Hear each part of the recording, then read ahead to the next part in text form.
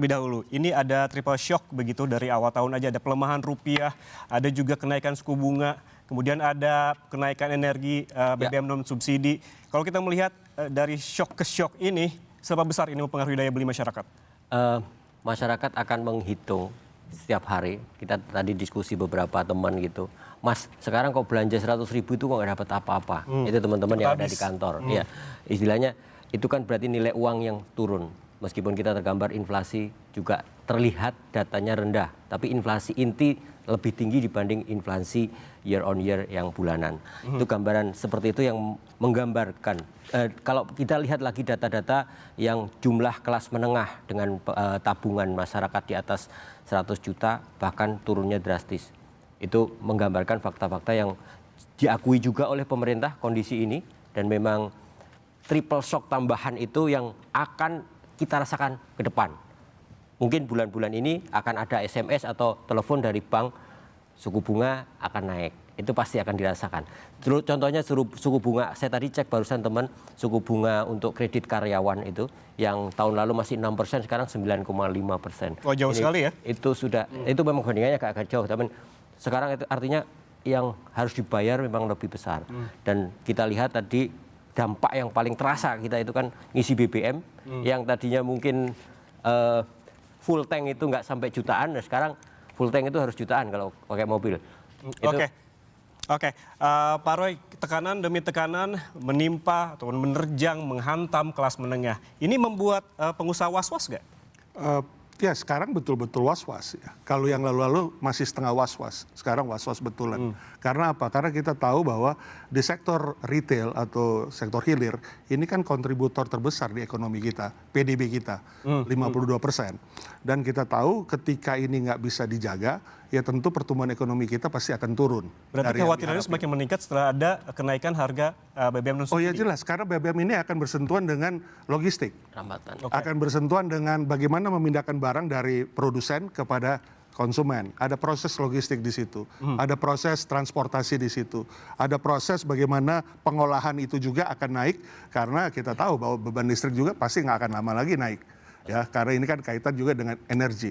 Nah, jadi ini tentunya harus diadres dengan baik oleh setiap kementerian atau lembaga, melihat potensi apa yang akan terjadi ketika ini tidak ada suatu langkah-langkah yang proaktif kepada pasar atau kepada market, khususnya konsumsi rumah tangga kita sebagai kontributor ekonomi kita. Ya, ngomong-ngomong soal konsumsi retail, sebelum ada kenaikan harga BBM non subsidi, sudah terasa ada penurunan nggak? Oh sudah. Jadi kita lihat di dalam semester ini kita mencapai bahkan minus 3,8 ya. Kita coba hitung dari teman-teman, karena kita tahu bahwa pembelanjaan yang biasa mereka lakukan sekarang mereka menahan belanja. Ya, gampang sekali lah kelihatan di mal-mal pusat belanja, orang lebih banyak leisure daripada mereka belanja. Berapa banyak yang keluar dari mal itu mereka bawa tas belanja. Ya lebih bagus leisure untuk menenangkan pikiran, bukan untuk belanja. Nah itu mereka menahan belanja, dan itu kan terlihat dari dana pihak ketiga kita kan yang semakin naik karena orang lebih bagus menabung daripada membelanjakan. Oke, baik. Pak Derajat, ada triple shock tadi yang seperti disebutkan, kemudian juga dari pengusaha juga ada was-was begitu setelah ada kenaikan BBM non subsidi. Anda merasakan hal serupa atau seperti apa setelah ada kenaikan BBM non subsidi? Ya, kita memang melihat dunia ini sedang mengalami ada gempa ya. Jadi pertama gempa pangan, kemudian energi, dan sekarang itu merembet ke moneter. Ya. Jadi itu memang situasi yang harus kita hadapi, dan tidak dihadapi Indonesia saja. Ya, Mas Samsul, kawan lama saya, sudah meninggalkan dunia hitam dia. Pasti tahu banyak negara melakukan pengetatan kebijakan moneter sekarang. Yang otomatis suku bunga naik, otomatis itu tadi cicilan-cicilan bakal naik, segala macam bakal naik ya, cost of fund bakal naik. Negara maju itu Australia sudah 3 kali menaikkan reference rate-nya. Sekarang posisinya 435%. Ya. Kemudian negara maju lagi Norway. Naik lagi. Kemudian negara maju lagi European Central Bank, Euro. Jadi ini maksudnya tekanan yang terjadi di kelas menengah ini lebih didominasi oleh faktor eksternal, maksud Anda?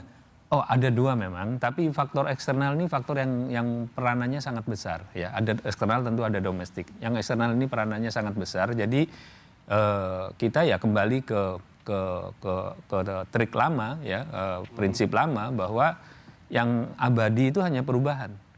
Dan sebesar apapun kita, kalau kita tidak mampu beradaptasi terhadap perubahan, ya kita tidak akan survive. Jadi pesan saya adalah bahwa kita memang menghadapi guncangan sekarang. Karena itu pemerintah dan dunia usaha harus melakukan adaptasi. Dan adaptasinya ini nggak gampang, ini berat nanti pada saatnya. Oke, Mas Samsu, apakah Anda setuju bahwa apa yang terjadi di kelas menengah saat ini adalah lebih ke faktor eksternal dibandingkan domestik? Ada faktor eksternal tapi ada faktor domestik juga. Faktor domestik. Paling banyak menurut Anda apa? Porsinya mungkin eksternal saya setuju, tapi domestik itu juga menambah tekanan itu. Domestik apa misalnya? Kredibilitas APBN kita beberapa waktu sampai sekarang masih jadi pertanyaan. Belanjanya buat apa dan sebagainya itu masih jadi beban yang jadi kekhawatiran, itu yang membuat rupiah kita outflow-nya kita naik tinggi. Terpaksa tadi Bank Indonesia harus mengerek suku bunga karena untuk menahan outflow itu sesuatu yang terjadi di internal tentunya, tidak murni 100% eksternal. Jundi, salah satu tuntutan dari mahasiswa pada demo kemarin itu adalah terkait dengan kenaikan BBM non subsidi. Kenapa ini kemudian jadi concern dari mahasiswa? Apakah ini Anda merasa kenaikan ini akan menggerus atau memberatkan kehidupan kelas menengah? Oke, baik. Ini menarik ya, Mas. Kalau bicara tentang kelas menengah, sebenarnya kan ini bicara tentang diri saya sendiri dan juga tentu banyak pemirsa yang menonton hari ini juga bagian dari kelas menengah. Kami berpandangan bahwasannya tuntutan yang kami sampaikan tentang kenaikan harga BBM itu ada nomor 2. Sedangkan poin pertama kita adalah untuk menghentikan pemborosan APBN. Kami berpendapat bahwasannya banyak hal yang terjadi hari ini, kita bisa salahkan juga geopolitik, tapi dengan atau tanpa faktor eksternal, tahun ini bukanlah tahun yang baik bagi perekonomian kita. Salah satu yang menjadi permasalahan utama kita adalah misalokasi sumber daya dan fiskal yang tidak kredibel. Fiskal yang kredibel ini tidak hadir dalam tata kelola perekonomian kita. Akhirnya itu mendorong outflow keluar, dan pada gilirannya terjadi depresiasi. Nah, terhadap bahan bakar minyak, kami melihat bahwasannya kenaikan harga BBM ini tidak tepat. Memang Pertamax bukan diperuntukkan untuk kelompok miskin, tapi tentu ada dua hal yang menjadi fokus utama kami. Pertama, substitution effect. Banyak pekerja-pekerja, banyak pelajar-pelajar yang selama ini menggunakan Pertamax, dengan kenaikan ini mereka berpindah ke Pertalite. Dampaknya ada demand yang signifikan dari Pertalite, dan ini berbahaya juga karena bisa jadi fiskalnya juga jadi terbebani dengan tambahan demand dari Pertalite, atau mungkin yang lebih parah, saya harap pemerintah sudah sangat bersiap ya, jangan sampai menjadi shortage. Yang terakhir, yang kedua yaitu cost of transportation-nya. Kelas menengah ini, mereka adalah bagian dari orang yang tidak cukup kaya untuk menjadi sejahtera sekali, tapi tidak cukup miskin untuk dibantu pemerintah. Cost of transportation ini matters, karena untuk substitusi dari Pertamax, jika mereka mau menggunakan transportasi publik di luar Jabodetabek, sangat terbatas opsinya. Jadi kami rasa kelas menengah itu betul-betul terhimpit dengan kebijakan-kebijakan hari ini. Bukan hanya dari BBM, tapi bauran kebijakan fiskal lainnya. Pak Bambang, apakah Anda menangkap kerisauan dari masyarakat termasuk dari mahasiswa terkait dengan kenaikan harga BBM non-subsidi ini? Kan ini sampai kemana-mana begitu. Iya, pertama memang realita seperti yang terjadi, ya seperti inilah. Situasi bahwa ada beban kepada biaya hidup, ya, kepada biaya operasional dan lainnya itu dari sektor energi ini kita rasakan itu. Jadi memang sebetulnya ini suatu faktor penyebab yang dari berbagai macam sumber ya. Terkait dengan Pertamax, jadi yang saya tangkap dari penjelasan pemerintah kepada kami ketika penjelasan bahwa pemerintah pun dalam hal ini berusaha mengontrol Pertamina. Karena yang namanya Pertamax ini kan sebetulnya harga BBM dengan mekanisme pasar, ya, dia non subsidi. Tetapi itu pun tidak dibiarkan begitu saja bebas Pertamina menaikkan seperti apa yang mereka inginkan. Karena kalau yang saya tanya dari Pertamina, ya, ini sebetulnya harusnya lebih mahal lagi. Harusnya lebih mahal lagi. Karena berapa seharusnya? Saya tanya berapa sih cost mereka? Sekarang belum keekonomian. Kalau untuk RON 92 itu mereka kira-kira modalnya sekitar 1,1 sampai 1,2 dolar per liter. Nah itu ya kurang lebih dengan kurs sekarang sekitar 19.000, 20.000. Kurang lebih seperti itu. Nah, jadi ini kan dijual 16.000 sekian, seperti itu ya. Jadi sebetulnya pemerintah ini juga berusaha bagaimana tidak semuanya dibebankan kepada masyarakat dengan mekanisme pasar seperti itu. Saya bisa mengerti persoalan suasana kebatinan semua pihak dengan situasi seperti sekarang ini. Tetapi yang ingin saya pastikan bahwa kemarin disampaikan ulang oleh Menteri SDM bahwa yang dijamin oleh pemerintah adalah subsidi kepada masyarakat. Itu adalah BBM subsidi, ya. Jadi sampai 31 Desember 2026 baik itu Pertalite, baik itu biosolar, itu yang subsidi itu ada dua hal. Pertama, harga tetap, kemudian yang kedua adalah pasokan dapat terjamin. Oke, tapi kan side effect-nya ketika harga BBM non subsidi ini ada migrasi ke Pertalite, itu sudah dikalkulasi belum? Nah, jadi dalam beberapa hari ini kan kita udah cek nih ya, kita udah cek. Saya cek ke Pertamina, ini sejak tanggal 10 sampai sekarang, itu apakah ada peningkatan pada konsumsi Pertalite? Ada, rata-rata itu range-nya antara 5 sampai 8, angka tengahnya 6% lah rata-rata.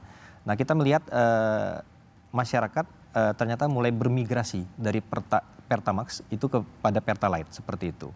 Nah, kita cek lagi, apakah dengan adanya migrasi, ya, shifting ini, lalu kemudian angka untuk besaran subsidi Pertalite itu mencukupi untuk tahun fiskal 2026 ini. Subsidi ini mencukupi. Apakah sebetulnya hal yang dipertanyakan adalah ini akan menjadi beban subsidi yang akan membengkak? Itu yang ingin saya jelaskan. Dari data yang ada, saya ini kan harus cek ke berbagai titik ya. Saya cek ke BPH Migas, karena BPH Migas yang diberikan tugas untuk mengecek terkait dengan distribusi BBM subsidi, ya. Sampai dengan 10 Juni 2026 kemarin, ya, untuk tahun fiskal 2026 ini ada penghematan Pertalite itu sebesar 627.000 kiloliter, ya, 627.000 kiloliter.